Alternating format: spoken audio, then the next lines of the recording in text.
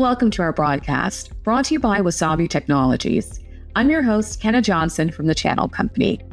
According to Deloitte's 2024 Sustainability Action Report, 45% of tech, media, and telecom companies are getting ready for stricter ESG regulations. Today, we'll discuss how Wasabi's cloud storage solutions helps businesses reduce their carbon footprint and optimize energy efficiency. Joining me is Andrew Smith from Wasabi. Andrew, so great to talk to you again. Kenna, great to be here. Thank you for having me. Let's start with segment one, the foundation of sustainable cloud storage. Why is sustainability becoming a critical factor in IT purchase decisions, and how is Wasabi responding to this trend? It's a great question. I think sustainability is becoming a increasingly important decision-making criteria when it comes to cloud storage purchase decisions. Enterprises or organizations purchasing a cloud infrastructure service want to understand how that service fits into what their corporate sustainability strategy might be or their ESG goals, right? And some of those goals might be, it's not always obvious how those two things relate. What's going on with a cloud service provider might be a little bit of a black box in terms of how do I measure the impact of that service on my own sustainability goals. So really, I think understanding those measurements are what's driving organizations to have like that high priority level of consideration when it comes to thinking about who they're going to choose and thinking about how it ties into their sustainability strategy. How does Wasabi incorporate sustainability into its core cloud storage solutions? And why is this important for modern businesses? Why it's important. We run an annual survey at Wasabi. We call it the Wasabi Cloud Storage Index. It surveys over 1,000 end users of cloud storage. They're not just Wasabi customers, right? It's meant to kind of be a picture of the representation of the market as a whole. And one of the questions we ask about is purchase decisions for a cloud storage service. And we kind of ask them to rank order a bunch of different things that go into considerations that go into that purchase decision. Sustainability actually ranks number 3 on the list of most important reasons why an organization chooses a cloud storage service provider. And over the past 2 years, it's remained number 3 on that list. And when we dig into the data a little bit deeper, it's interesting because we see it's actually ranked number 1 for respondents in certain geographies or respondents of a certain role, like C-level roles tend to have a little bit higher focus on things like sustainability. So that's kind of the why, right? It matters to the market is kind of the long-winded, right? A little bit of a long-winded answer to say that sustainability matters to the market. So as a result, at Wasabi, you can kind of see our commitment on, if you just go to wasabi.com/sustainability. But really our strategy when it comes to sustainability is to make Wasabi's impact, or the impact from a customer perspective, the impact of the emissions impact of the storage you're going to put on Wasabi, we've tried to make that measurement transparent and obvious and easy to track. How does Wasabi Hot Cloud Storage optimize power consumption and efficiency to reduce its environmental footprint? Yeah, so there's a lot of kind of complexity under the covers that goes into this answer. The first is just how Wasabi creates its storage regions, right? So cloud storage, we have this concept of storage regions. Wasabi has 14 of them across the globe.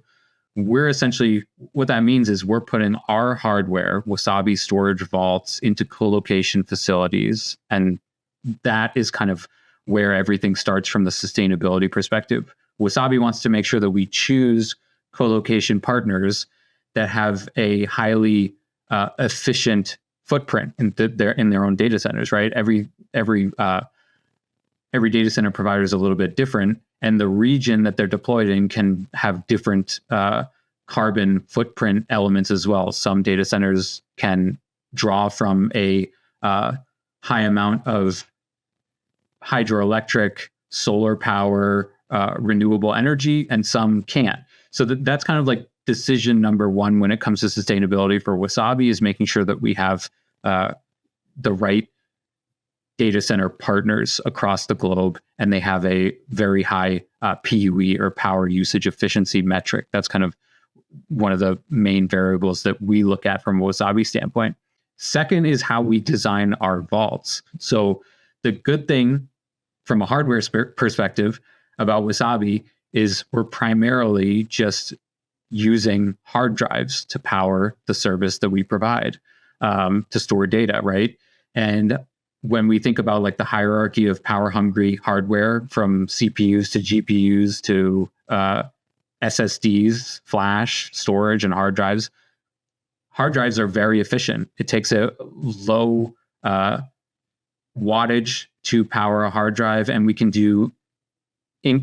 make that even more efficient by doing things with like low power states for data that's rarely accessed, right? So we can be inherently highly efficient just through the structure of our vaults, the hard drives we use, even down to the capacity of those drives, right? As we increase drive capacity over time, it takes less power to do more in the same hardware footprint.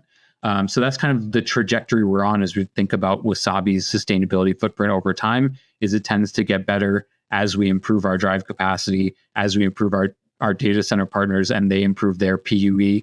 That's kind of the commitment that Wasabi has made to improving its service over time and sustainability. Let's move to segment 2, practical steps for building a sustainable IT infrastructure. Wasabi uses high-density equipment racks to reduce energy consumption. How does this improve the overall sustainability of your cloud storage? So I like to think about this from the intersection of like cost, compliance, and sustainability. So not only does improving our Wasabi's vaults, the hardware that compose our vaults, specifically the density of our drives, improve the cost structure of Wasabi and the kind of those like economies of scale and the cost dynamics. Not only does it improve our data protection and compliance capabilities, but it also improves the sustainability and lowers the carbon emissions of our service over time. So it's kind of like a win-win-win in terms of how Wasabi's service is concerned and our end users. So again, it's kind of this sustainability is a long-term beneficiary of the way that Wasabi is committed to architecting and improving our storage vaults over time. What are some of the specific steps Wasabi has taken to reduce the environmental impact of its data centers? So in addition to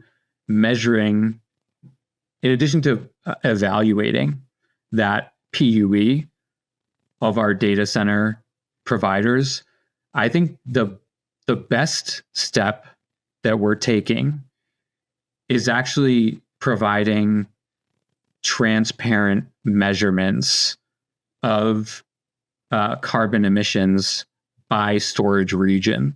So I mentioned how carbon footprint can vary based on storage region, right? And that's not always something that's obvious or easy to measure for end users, especially for other cloud services. So really, we've tried to make that measurement easy, transparent, democratize that data so an end user can be an active participant in that sustainability story. So, we're doing everything we can under the covers to make sure the drives are as dense as possible. Our data center providers are efficient. Our use of our own software and hardware is efficient. But now I feel like we're giving users the power to also take a little bit of control of their own sustainability story when it comes to Wasabi. So if they see one region has a significantly higher footprint to store the same amount of data, as another region, maybe within, say it's two regions within the EU that have two very different carbon footprint calculations for the same data, they could consider moving or migrating that data to the more efficient region as a way to be kind of like an active participant in that sustainability story with Wasabi. Or they can factor in with the knowledge that some regions are more efficient than other, they can factor that into their own kind of like ESG measurements and goals. If it means they need to do something like produce or purchase additional offsets to pursue a net zero strategy, things like that. Obviously, you're putting in the effort, but why is Wasabi committed to sustainability importance for its partners, and how can it help them meet their own environmental business goals? So we know that this is kind of a need from the market when it comes to choosing a cloud storage provider, right? Sustainability ranks pretty high. I think we didn't go into a lot of the why and that why this is important to the market, and I think that relates to back to Wasabi. So many, I mean, I was going to say large enterprises, but organizations large and small, many of them now have kind of these publicly stated ESG and sustainability goals that they're responsible for. And a lot of them need to show measurable progress towards those goals. The goals might change over time, but the key is really, in my mind, measuring progress against those goals. And that relates back to what Wasabi is trying to do, is give reliable, accurate metrics. So an organization can easily say, what is the impact of cloud storage? What is the impact of a cloud service provider on my company's ESG goals? How do I measure that? They can get the data directly from Wasabi, know that it's accurate, factor it in to their goals, and move on. The second key reason is more regulatory oriented. So governing bodies across the world are kind of getting more focused on sustainability metrics, reporting, and control. So the best example is that the SEC just adopted a new rule in March of this year. So this is kind of a North America example, requiring some public companies to disclose climate-related info. And that includes GHG emissions in their financial filings. It does, right now, when we think about measuring GHG emissions, we usually talk about categories in terms of scope 1, scope 2, and scope 3. We don't need to get into the details, but the point for this conversation is that the SEC is requiring accurate measurements for scope 1 and scope 2 emissions. And in the future, that could expand to scope 3. Organizations need those reliable, accurate metrics to stay within compliance and not run afoul of regulators as they are asking for more information. And that's spurring the market to ask for these types of solutions. And this goes back to the theme of trust, right? Having trust in your cloud services provider, whether it's storage or anything else.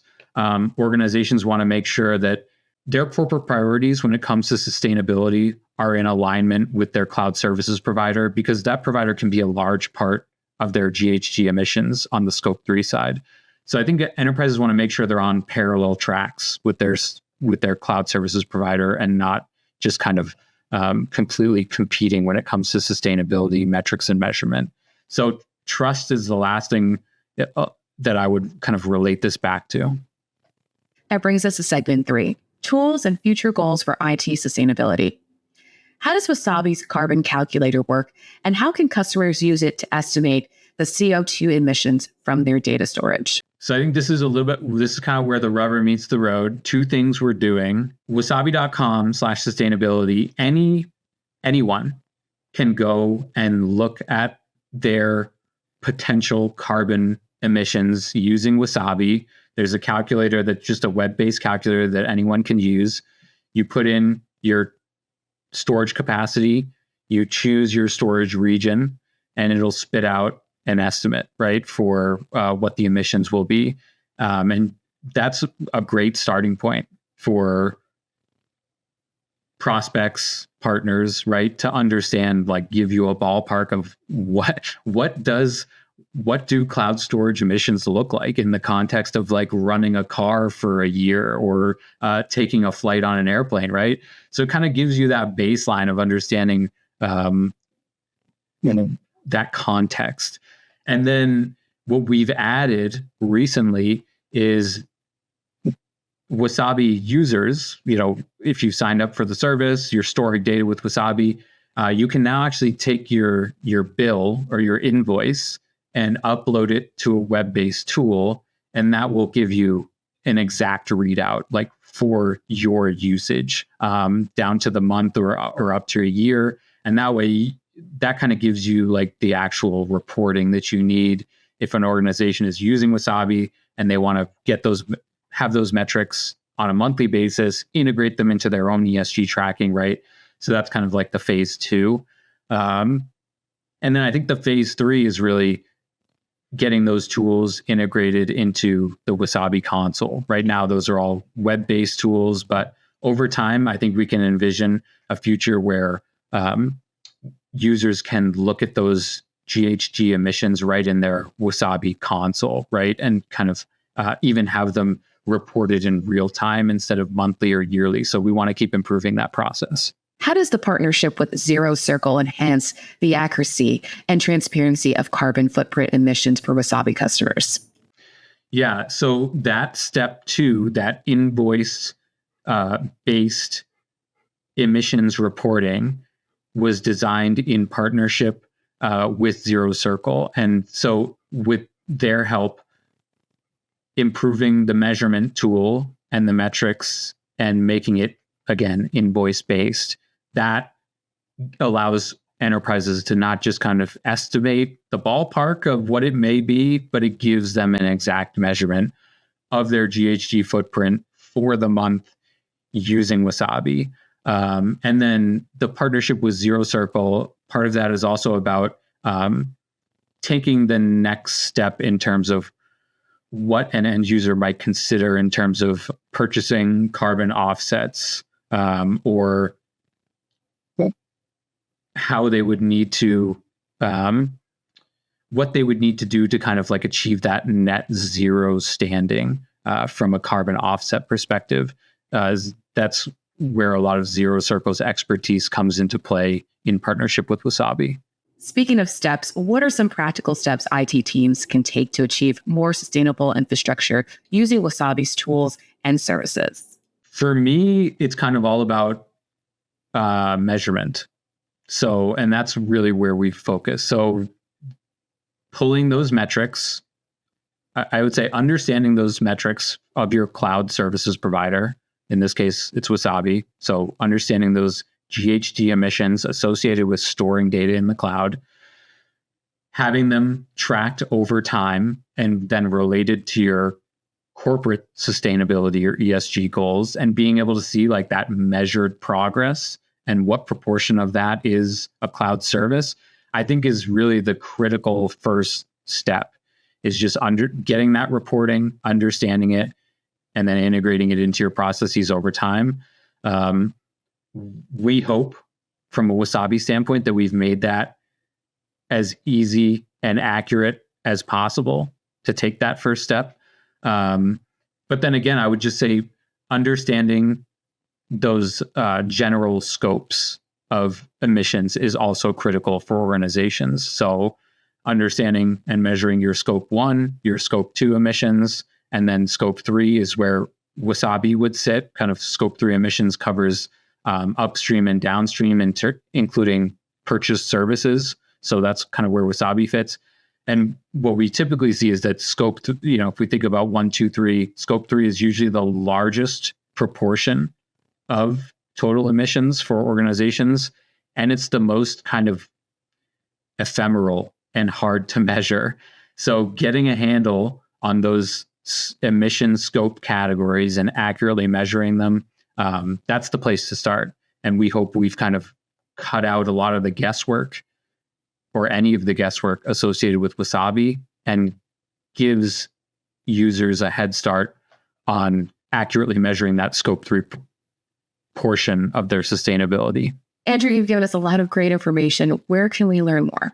I would start at wasabi.com/sustainability as a great entry point, right? We've got everything on there, including the free to use for anyone carbon footprint calculator. Kind of gives you an idea, helps you understand those concepts of like storage regions, capacity, and what emissions actually look like, and then go from there. Andrew, thank you so much for joining me here today. You can definitely tell Wasabi is committed to sustainability. Thank you, Kenna. For the Channel Company, I'm Kenna Johnson.